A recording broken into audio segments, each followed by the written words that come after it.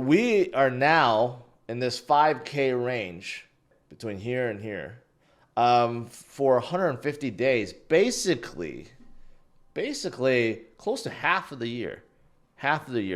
Now, this makes it very boring for some, especially traders. The ones that want to see Bitcoin either skyrocket or dump, right? Because there are some shorters. Traders want to trade. And this makes it very aggravating for traders. But what this means is, yes, Bitcoin is consolidated. It has been consolidating for quite some time. And that's why the intensity, it's like it's in a pressure chamber. The intensity is going to build, especially with a supply shock that's already happening, right? So this is actually a really good thing.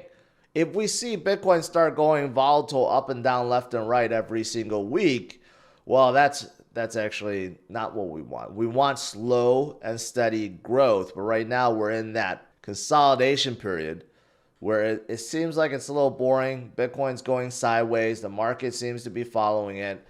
But when it's ready, when we break out of this 5K range, that's when we go up to the next level, to the next leg up. As for the supply shock, as for the intensity, well, look at this from yesterday. First time since the ETFs debuted that BlackRock's volume was higher than Grayscale. Grayscale is finally going down. Grayscale was leading by a large amount in terms of volume. And the net flow, you could see still in the positive. Yesterday it slowed down overall. Still net positive, but Grayscale selling is starting to go down and down and down and down. So it'll be interesting to see what it is today. But BlackRock pretty much picked up everything.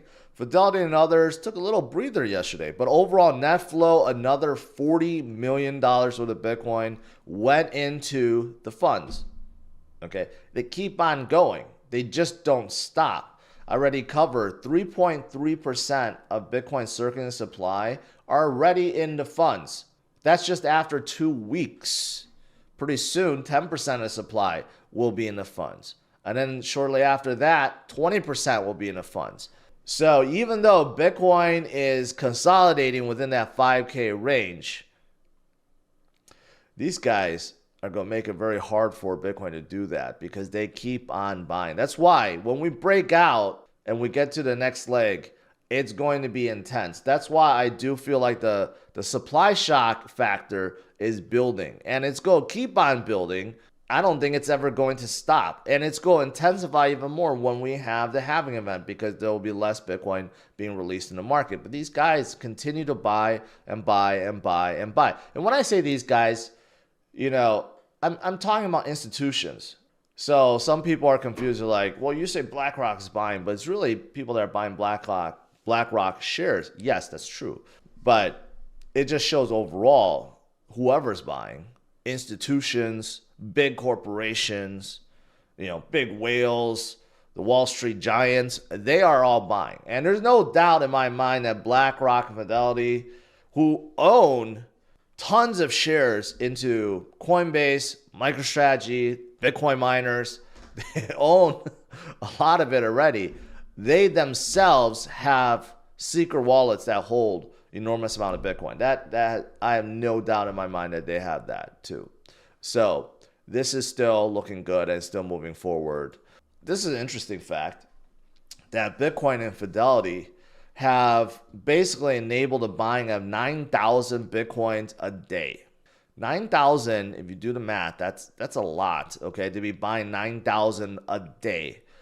If that happens every single day, that's actually 10 times more than what the miners mine per day, which is 900.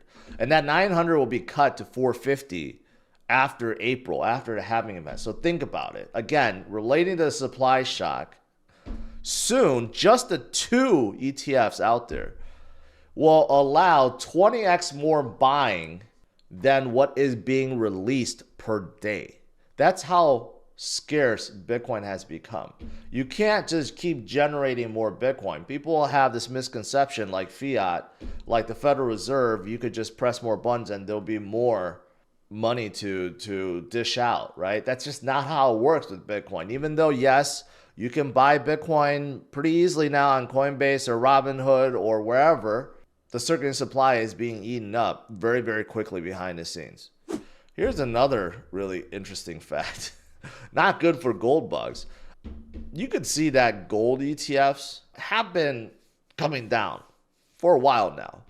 But that down factor seems to be intensifying. And then you can see the Bitcoin funds going up. Now, Bitcoin funds, this is including some others from around the world and ETPs from around the world and so forth. But you could see ever since the debut, they've been going sideways. And then all of a sudden, recently, it's like, boom, skyrocketing, right? But the gold ETFs continue to go down. So this also shows a lot of investors that have held gold for a while, for years, maybe decades. They're like, nah, we're going to switch out. We're going to put it into something that actually moves.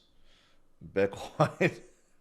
All right. And as for global asset value, sometimes I throw out these very large numbers from fund managers and from analysts. It's not like I'm picking it out of thin air, and people blame me for it. Like just a few days ago, I said Bitcoin could go to 650,000. That's straight from Cathie Wood's mouth. And then people lash out at me like, oh, you're giving people false hope. I'm just reporting what others feel, okay, how they're speculating. And I agree with them.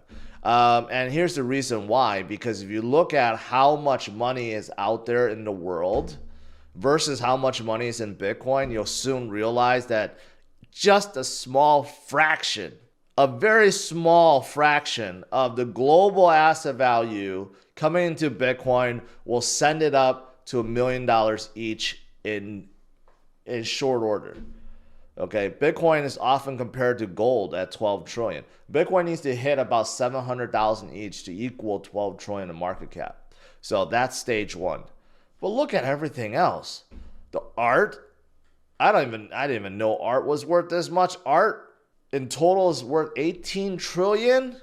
I guess there are a couple pieces that are considered priceless, so I don't even know how you measure that. You got cars, collectibles at 6 trillion, which is already 10 times bigger than Bitcoin. You got global equities, obviously, with all the stocks and so forth, right? You got real estate market, tons of people in real estate. You got global debt and global broad money, like everything else that's out there. $900 trillion worth of money. $900 trillion worth of money out there, and Bitcoin isn't even at 1 trillion yet. So just a sliver of that, just 1% of that would be $9 trillion. That would push Bitcoin close to $600,000 already, if you think about it, right? That's just how much money there is. And that shows how early it still is in Bitcoin. That's why when the supply shock factor really comes into play, it'll be next to impossible for any retail investor to buy. Because when Bitcoin is at 600,000, even to get 0.1 Bitcoin at that point will cost you $60,000. To buy 0.01 Bitcoin will cost you $6,000. I mean, that just shows you how early it still is.